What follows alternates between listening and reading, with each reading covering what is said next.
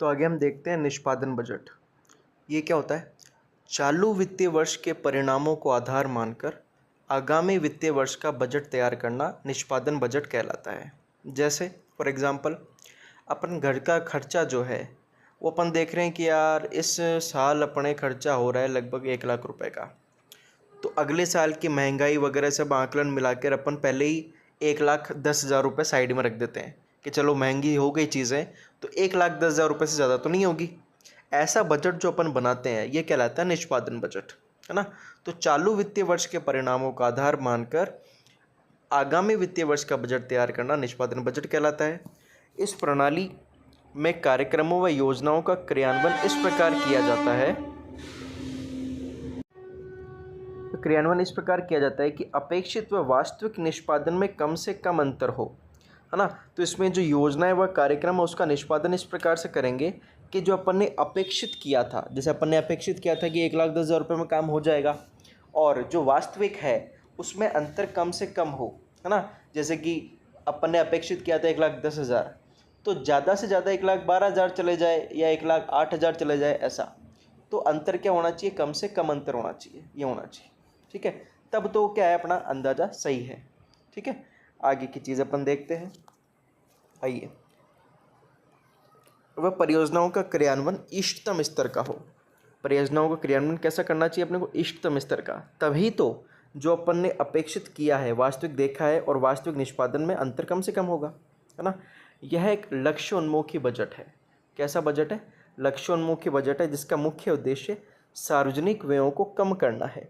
लक्ष्योन्मुखी, भाई सीधी सी बात है, एक लक्ष्य लगा रखा है कि भाई इतना बजट ही होना चाहिए।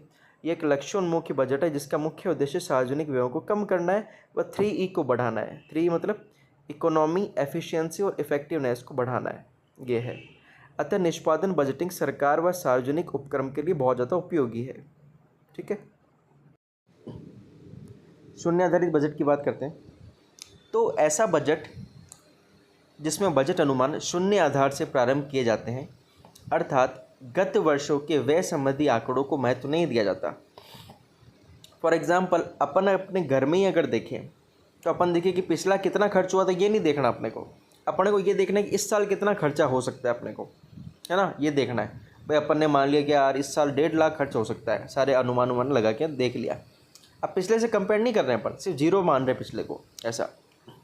इस प्रणाली में बजट क्रियान्वयन इस आधार पर किया जाता है कि आगामी अवधि हेतु बजट शून्य हो।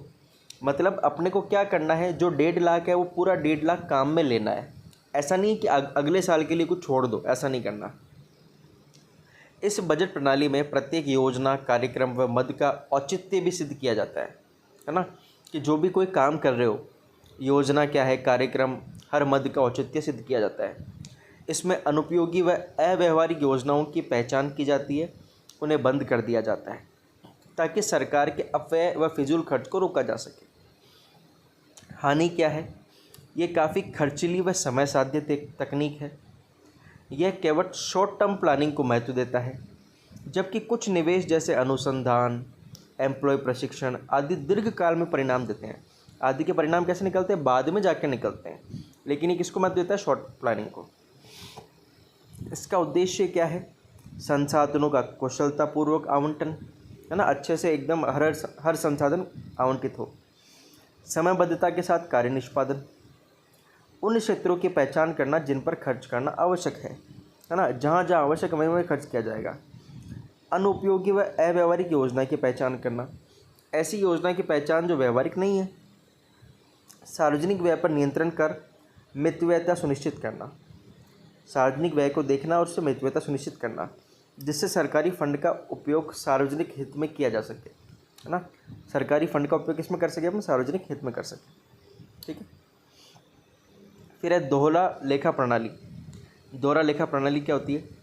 इसका जनक है लूका पैसियोली, 1494। इसमें क्या है कि कुछ बुकें हैं, कुछ किताबें हैं जो इसमें लेखांकन में प्रयोग की जाती है। पहली है जर्नल, इसको कहते हैं रोजनामचा। किसी भी लेन देन को तिथिवार व क्रमवार जिस पुस्तक में लिखा जाता है उसे रोजनामचा या जर्नल कहते हैं। इसे प्रारंभिक लेखे की पुस्तक भी कहा जाता है। क्या कहा जाता है?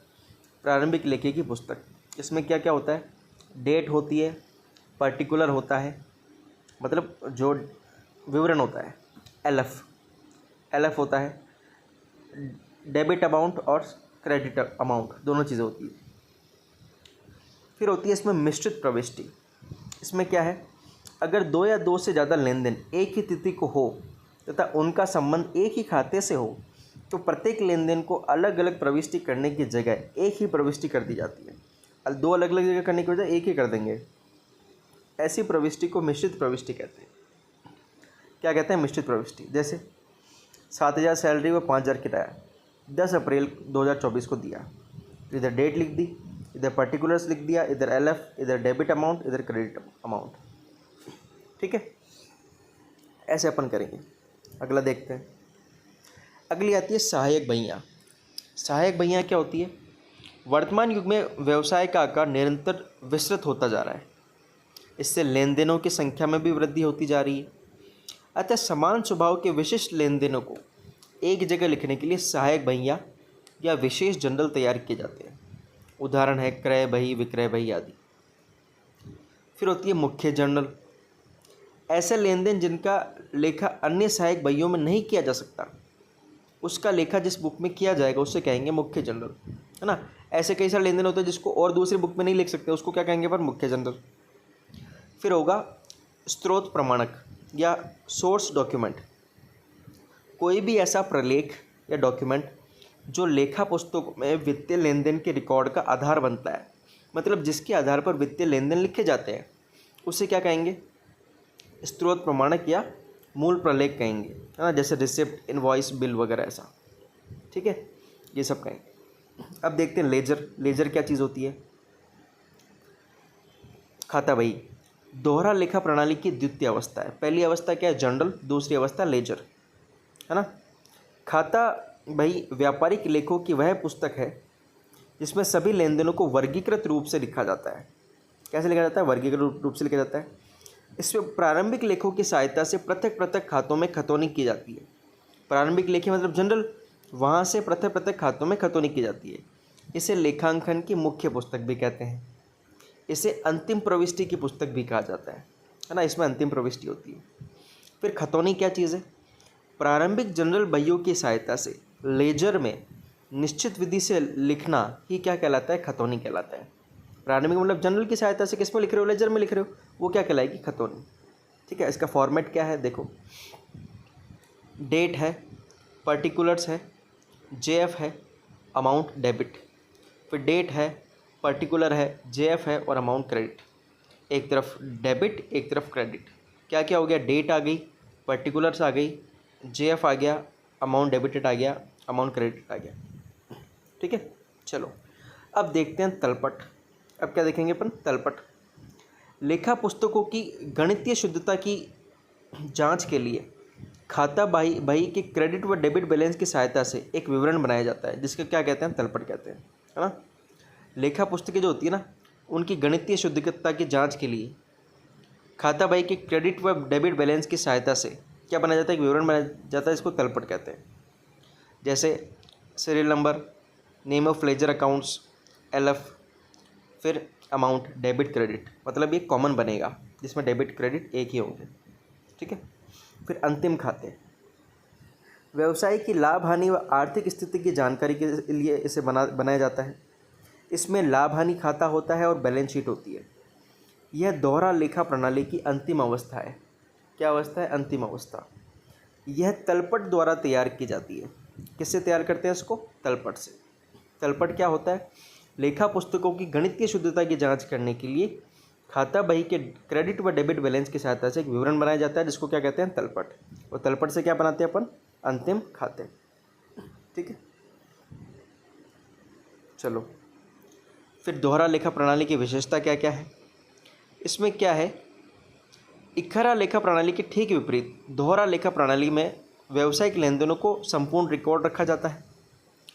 व्यावसायिक लेन देनों के दो पक्षों का लेखा रखा जाता है, क्रेडिट और डेबिट।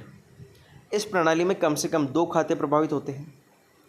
इस प्रणाली में सभी प्रकार के खाते व्यक्तिगत, वास्तविक या नाममात्र रखे जाते हैं। तलपट बनाकर लेखों की गणितीय शुद्धता की जांच की जाती है। इसमें व्यवस्थित व संपूर्ण रिकॉर्ड बनाने के बाद वैज्ञानिक तरीके से लाभ हानि की गणना की जाती है। इसमें व्यवसाय की उचित आर्थिक स्थिति की जानकारी के लिए बैलेंस शीट बनाई जाती है। बैलेंस शीट क्यों बनाते हैं? आर्थिक जानकारी की स्थिति के लिए। अतः ये विश्वसनीय, वैज्ञानिक व मान्यता प्राप्त लेखा प्रणाली है। कैसी है? विश्वसनीय है, वैज्ञानिक और मान्यता प्राप्त, है ना। तो क्या क्या बनेंगे? जनरल से लेजर, लेजर से तलपट, तलपट से अंतिम खाते। अंतिम खाते क्या है? लाभ हानि खाता, बैलेंस खाता। ठीक है। और क्या विशेषता है दोहरा लेखा प्रणाली की? इसमें जो एसेट्स होता है ना, एसेट्स बराबर क्या होता है? आपका कैपिटल और लायबिलिटी। एसेट्स बराबर कैपिटल प्लस लायबिलिटी, ये होता है। ठीक है। यह दोहरा लेखा प्रणाली की मूल समीकरण कही जाती है। ठीक है। तो क्लियर होगा आप सभी को। आगे का नेक्स्ट क्लास में करेंगे।